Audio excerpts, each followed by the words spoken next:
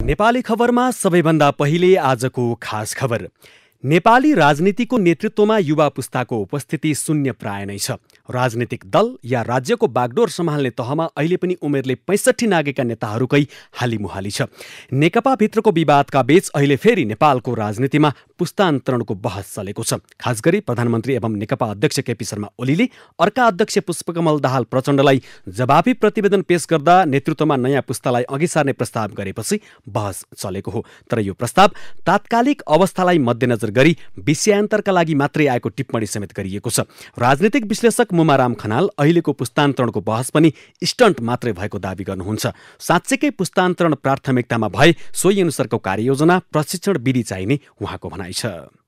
नेपालको चाहिँ नयाँ सन्दर्भमा युवाहरूको चाहिँ भूमिकालाई अब राजनीतिमा कसरी समायोजन गर्ने भनेर चाहिँ त्यो बहस कहाँ छ त युवाहरूमा? त्यसो हुनाले यो चाहिँ एउटा पोलिटिकल स्टन्ट मात्रै हो। पुरानो पुस्ताले एउटा पोलिटिकल स्टन्ट गरेर नयाँ पुस्ताहरूको नालायकीलाई पनि त्यसलाई चाहिँ डिसिजन गर्ने चाहिँ अधिकार पनि हामीमै छ भनेर जुन खालको चाहिँ अराजनीतिक कुरा गरिरहेछ, यो एउटा राजनीतिक चालबाजी भन्दा बढी मैले केही पनि देख्दिनँ। त्यो सत्ता हस्तान्तरण गर्ने भए त पहिलेदेखि नै उहाँहरूले दोस्रो पुस्तालाई त्यो ढङ्गले प्रशिक्षित गर्नुहुन्थ्यो। विकसित मुलुकहरूको अवस्था हेर्ने हो भने बाराक ओबामा 47 वर्षमा अमेरिकाको राष्ट्रपति भएका थिए। बेलायतको प्रधानमन्त्री चुनिदा डेभिड क्यामरुन 42 वर्षका थिए। न्युजिल्यान्डकी प्रधानमन्त्रीको उमेर भर्खर 37 पुगेको छ। भारतको उत्तर प्रदेशमा 40 वर्ष नपुग्दै अखिलेश यादव मुख्यमन्त्री भए भने 48 वर्षका अरविन्द केजरीवाल दिल्लीका मुख्यमन्त्री छन्। 60 नपुगेका नेताहरूको अत्यधिक उपस्थिति छ विश्व राजनीतिमा। नेपालकै इतिहास हेर्ने हो भने पनि विश्वेश्वर प्रसाद कोइराला, कृष्ण प्रसाद भट्टराई, गणेशमान सिंह, पुष्पलाल, मदन भण्डारी, पुष्पकमल दाहाल, बाबुराम भट्टराई लगायतका नेताहरूले पनि आफूलाई युवा उमेरमै स्थापित गरेका हुन्। चाहे प्रधानमन्त्री केपी शर्मा ओली या काङ्ग्रेस सभापति शेरबहादुर देउवा युवा उमेरमै राजनीतिमा प्रभाव जमाएका हुन्। पछिल्लो समय युवा उमेरमै सम्भावना देखाएका नेताहरू नआएका भने होइनन्, तर उनीहरूको चर्चा मात्रै भयो, नेतृत्व तहमा उनीहरू पुग्नै सकेनन्। राजनीतिक विश्लेषक पुरञ्जन आचार्य युवा भनिएका नेतामै समस्या देख्नुहुन्छ। युवाहरू फेरि युवा जस्तो पनि भएनन् के। युवा भनेको त अलिकति साहसी, रिस्क लिन सक्ने, नयाँ विचार ल्याउने अनि हस्तक्षेप गर्ने पार्टीभित्र, त्यस्तो युवाहरूको पनि अहिले खाँचो देखियो। अहिलेको युवाहरू चाहिँ जो पार्टी राजनीतिमा लागेका छन् तिनीहरू बुढाहरूको कानमा बन्दुक राखेर आफ्नो स्वार्थ पुरा गर्दैछन्, आफू चाहिँ स्टेप बाई स्टेप अगाडि बढ्दैछन्। अब त्यहाँ रिस्क उठाएर अलिकति साहसिलो नेता बन्ने प्रयत्न कोही पनि गर्दैन। काङ्ग्रेसमा होस् चाहे कम्युनिस्टमा होस् या काङ्ग्रेसमा भएको गुटमा, शेरबहादुर देउवाको गुटमा सबै युवा त छन्, तर सबैलाई शेरबहादुर दाइ चाहिन्छ। रामचन्द्र पौडेलको गुटमा पनि सबै युवै झै छन्, त्यहाँ पनि सबैलाई चाहिँ फेरि त्यही चाहिन्छ। कम्युनिस्ट पार्टीमा पनि त्यही छ, माधवजीको या उसको गुटमा पनि। नेपालमा के देखिन्छ भने जुन मेन स्ट्रिम पार्टीबाट युवाहरूले इस्टाब्लिस नेताहरूलाई क्रस गरेर त्यो डिसिप्लिन तोडेर या त्यो साहस देखाएर नेता हुन सक्ने क्षमता राखेन। सत्तारूढ नेकपा भित्रका घनश्याम भुसाल, गोकर्ण विष्ट, योगेश भट्टराई, जनार्दन शर्मा, वर्षमान पुन, त्यस्तै काङ्ग्रेसभित्र गगन थापा, विश्वप्रकाश शर्मा, चन्द्र भण्डारी, प्रदीप पौडेल जस्ता नेताहरूले युवा उमेरमै राजनीतिमा बलियो आगमन त देखाए, तर नेतृत्वमा पुग्न सकिरहेका छैनन्। आज पनि 10 को दशकमा जन्मिएका नेताहरू नै नेपालको राजनीतिक नेतृत्वमा छन्।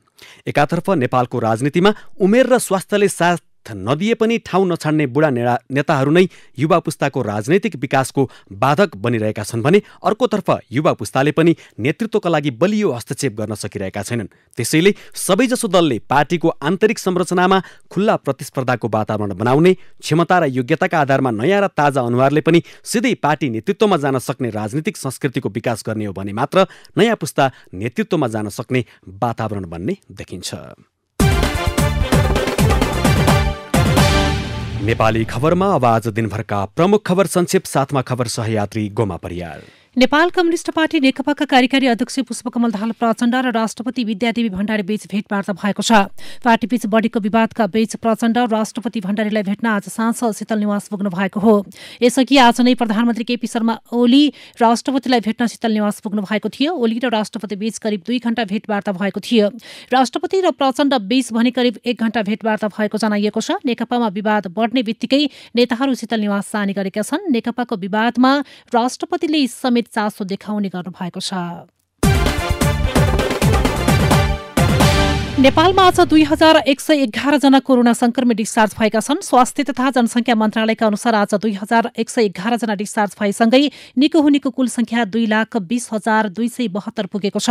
यस्तै आज थप 1,343 जनामा संक्रमण पुष्टि भएको छ। यो सँगै हालसम्म संक्रमितको कुल संख्या 2,37,589 पुगेको छ। हाल देशभर 15,776 जना सक्रिय संक्रमित रहेका छन् भने 576 जना क्वारेन्टिनमा रहेका छन्। यस्तै आज थप 13 जनाको मृत्यु भएको छ। यो सँगै देशभर कोरोनाको संक्रमणबाट मृत्यु हुनेको कुल संख्या 1,551 पुगेको मन्त्रालयले जनाएको छ। नेपाली कांग्रेसका वरिष्ठ नेता रामचन्द्र पौडेलले कम्युनिस्टको हातमा लोकतन्त्र सुरक्षित नहुने बताउनु भएको छ। तनहुँको व्यास नगरपालिकाको वडा नम्बर 1, 10 र 11 जोड्ने मोटर पुलको उद्घाटन गर्दै नेता पौडेलले सिद्धान्तहीन कम्युनिष्टका सरकारको कारण देशमा अवसरवाद लेनदेनको राजनीति मौलाएको आरोप लगाउनु भएको छ। कम्युनिष्टहरू संसारमा समस्या जन्माउन मात्र सक्ने भन्दै नेता पौडेलले कम्युनिष्टबाट कुनै पनि समस्याको समाधान हुन नसक्ने बताउनु भएको हो। यस्तै पौडेलमाथि भएको दुर्व्यवहार र गिरफ्तारीको विषयमा छलफल गर्न सभापति शेरबहादुर देउवाले आकस्मिक बैठक बोलाउनु भएको छ। घटनाका सम्बन्धमा छलफल गर्न सभापति देउवाले पदाधिकारी र पूर्व पदाधिकारीको आकस्मिक बैठक बोलाउनु भएको हो। देउबा निवास बुढानीलकण्ठमा भोलि दिउँसो 2 बजे पदाधिकारी र पूर्व पदाधिकारीहरूको बैठक बस्ने कांग्रेस केन्द्रीय कार्यालयका मुख्य सचिव कृष्ण प्रसाद पौडेलले जानकारी दिनुभएको छ। यस्तै पौडेललाई प्रहरीले नियन्त्रणमा लिएको घटनाको विरोध गर्दै नेपाल विद्यार्थी संघ नेवी संघले आज काठमाडौँको कोटेश्वरमा विरोध प्रदर्शन गरेको छ। उद्योग वाणिज्य तथा आपूर्ति मन्त्री लेखराज भट्टले आन्तरिक लगानीलाई प्रोत्साहन गर्ने गरी निजी क्षेत्रसँग सहकारी गर्ने बताउनु भएको छ। नेपाल उद्योग वाणिज्य महासंघका नवनिर्वाचित पदाधिकारीहरूसँगको भेटमा मन्त्री भट्टले वैदेशिक लगानी भन्दा आन्तरिक लगानीलाई प्रोत्साहन गर्ने गरी काम गरिने स्पष्ट पार्नु भएको छ। कृषि मन्त्री घनश्याम भूषालले कृषि सैनिक सम्बन्धी अवधारणा विस्तृत रूपमा आए कृषि नीतिमै समेटिने बताउनु भएको छ। अर्ग्यानिक कृषकहरूले कृषि सैनिक नीतिबारे आज पेश गरेको ज्ञापन पत्र बुझ्दै उहाँले अध्ययन सहितको कृषि सैनिक अवधारणा आए कृषि नीतिमै समेटिने बताउनु भएको हो। प्रदेश नम्बर 2 का भौतिक पूर्वाधार विकास मन्त्री जितेन्द्र प्रसाद सोनलले सरकार विरुद्ध सर्वोच्च अदालतमा उत्प्रेषण आदेश जारी गरी पाउँ भनेर रिट दायर गर्नु भएको छ। ओली नेतृत्वको संघीय सरकारले प्रदेश सरकारको अधिकार हनन र कटौती गरेर संघीयताको मर्म विपरीत कार्य गरेको हुनाले उत्प्रेषण आदेश पाउँ भनेर रिट दायर गरेको मन्त्री सोनालले बताउनुभयो। कोरोना बीमा रकम 7 दिनभित्रै भुक्तानी दिनु भन्ने आफ्नो निर्देशन कार्यान्वयन नभएपछि अर्थ मन्त्रालयले पुनः ताकेता निर्देशन पठाएको छ। अर्थ मन्त्रालयले यसअघिको निर्देशन कार्यान्वयन नभएको भन्दै बीमा कम्पनीहरूको नियमनकारी निकाय बीमा समितिलाई 3 दिनभित्रै कोरोना बीमाको रकम भुक्तानी गरी सो जानकारी मन्त्रालयमा पठाउन निर्देशन दिएको हो। नेपाल राष्ट्र बैंकले 6 महिनासम्म ब्याज भुक्तानी बक्यौता नभएका ऋणीको धितो लिलामी स्थगित गरिदिएको छ। कोरोना महामारीको असरका कारण किस्ता तिर्न नसकेका ऋणीको पनि बैंकहरूले धितो लिलामी गरिदिएको गुनासो आएपछि राष्ट्र बैंकले 6 महिनाभन्दा बढी समय ब्याज भुक्तानी बक्यौता नराखेका ऋणीको धितो लिलामी नगर्न भनेको छ। त्रिभुवन विश्वविद्यालय त्रिवेणी स्थानीय तहसँग समन्वय गरेर विद्यार्थी र शिक्षकको भौतिक उपस्थितिमा नै नियमित कक्षा सञ्चालन गर्न सबै क्याम्पसलाई निर्देशन दिएको छ। त्रिवीका रजिस्ट्रार डाक्टर पेशल दाहालले स्थानीय तहसँग समन्वय गरेर क्याम्पस सञ्चालन गर्न निर्देशन दिएको बताउनुभयो। चितवनको भरतपुर कारागारको सुरक्षामा खटिएका 2 जना प्रहरीलाई निलम्बन गरिएको छ। प्रहरी जवान अञ्जन कार्की र सुरेश लामालाई अनुसन्धानका लागि निलम्बन गरिएको जिल्ला प्रहरी कार्यालय चितवनका डीएसपी सूर्यबहादुर थापाले बताउनुभयो। कैदी रेशमलाल श्रेष्ठ भागेको घटनामा मिलेमतो गरेको आशंकामा जिल्ला प्रहरी कार्यालय चितवनले उनीहरूलाई निलम्बन गरेको हो। काठमाडौँको गोकर्णेश्वरमा आमा छोरी मृत अवस्थामा फेला परेका छन्। गोकर्णेश्वर नगरपालिका 2 स्थित नयाँ पाटी बस्ती आएकी सिन्धुपाल्चोकको जुगल गाउँपालिका घर भएकी 27 वर्षीय पेम्बी शेर्पा र उनकी 1 महिनाकी छोरी मृत अवस्थामा फेला परेको महानगरीय प्रहरी वृत्त बौद्धका डीएसपी नवीन कार्कीले जानकारी दिनुभएको छ। श्रीमान दोर्जे शेर्पा भने अचेत अवस्थामा फेला परेको डीएसपी कार्कीको भनाइ छ। घटनाको प्रारम्भिक अवस्था हेर्दा राति सुत्दा हिटर बालेर सुतेका कारण निसासिएर उनीहरूको मृत्यु भएको हुन सक्ने आशंका प्रहरीले गरेको छ।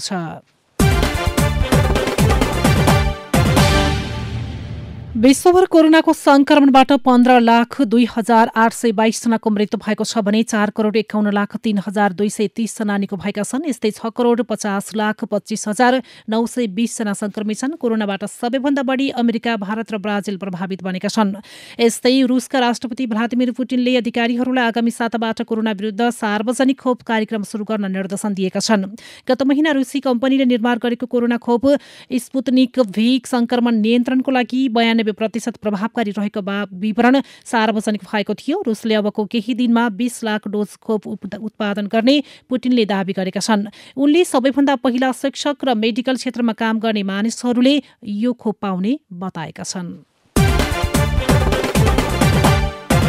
र नेपाली लेग स्पिनर सन्दीप लामिछानेले अस्ट्रेलियाको बिग बास लिग BBL T20 क्रिकेटको सुरुवाती खेल गुमाउने भएका छन्। प्रतियोगिता सुरु भइसकेपछि अस्ट्रेलिया प्रस्थान गर्ने भएको कारण होबर्ट हुरिकेन्समा आबद्ध सन्दीपले सुरुवाती खेल गुमाउने भएका हुन्।